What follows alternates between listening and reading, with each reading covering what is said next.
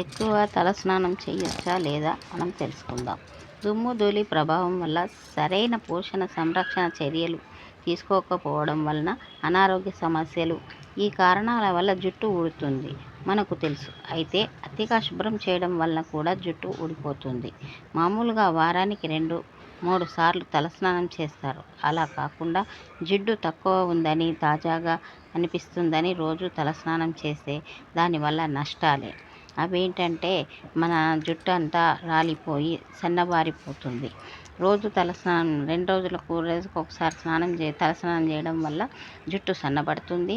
మళ్ళీ కలర్ కూడా గోధుమ వర్ణం వస్తుంది. కావల్ల పదే పదే తలస్నానం చేయడం వలన వెంట్రుకలు పొడిబారి జుట్టంతా పీచులా మారుతుంది. తరచుగా షాంపూల స్నానం చేయడం వల్ల కూడా జుట్టు సహజ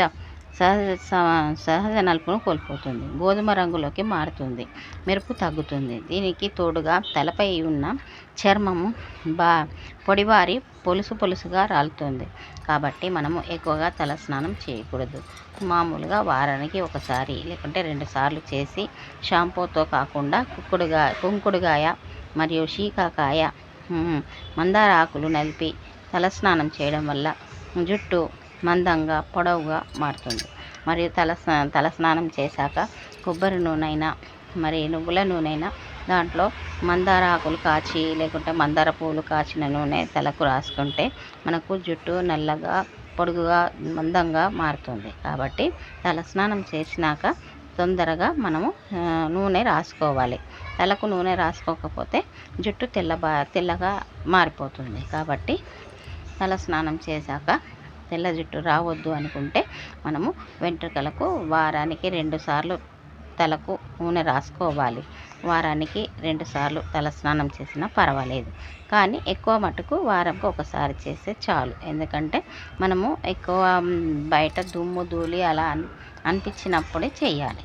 మామూలుగా రోజు చేయడం వల్ల కూడా జుట్టు రాలిపోయి సన్నబారిపోయి వెంట్రుకలు ముడతలుగా మారిపోతుంది. కాబట్టి అలా కాకుండా జుట్టుకు తలస్నానం చేశాక కొబ్బరి నూనె రాసుకోవాలి, మందార ఆకుల నూనె రాసుకోవాలి. మళ్ళీ శీకాకాయ షాంపూ కాకుండా శీకాకాయ పొడి లేకుంటే కుంకుడుగాయ రసం పెట్టి తల రుద్దడం వల్ల మన జుట్టు ఊడిపోకుండా మందంగా ఉంటుంది. కాబట్టి ఎలాంటి టైం కాకుండా మంచి కుంకుడుకాయలు తీసుకొని మన తలకు వాడినట్లయితే సహజంగా మంచిగా నల్లగా మెరుస్తూ ఉంటాయి. కాబట్టి మనం అలాంటప్పుడు మనము కుంకుడుకాయ కానీ లేకుంటే శీకాకాయ కానీ వాడితే మంచిది. అందుకని తల స్నానం ఎక్కువ చేయకూడదు అని చెప్తున్నాము. అధ్యయనంలో కూడా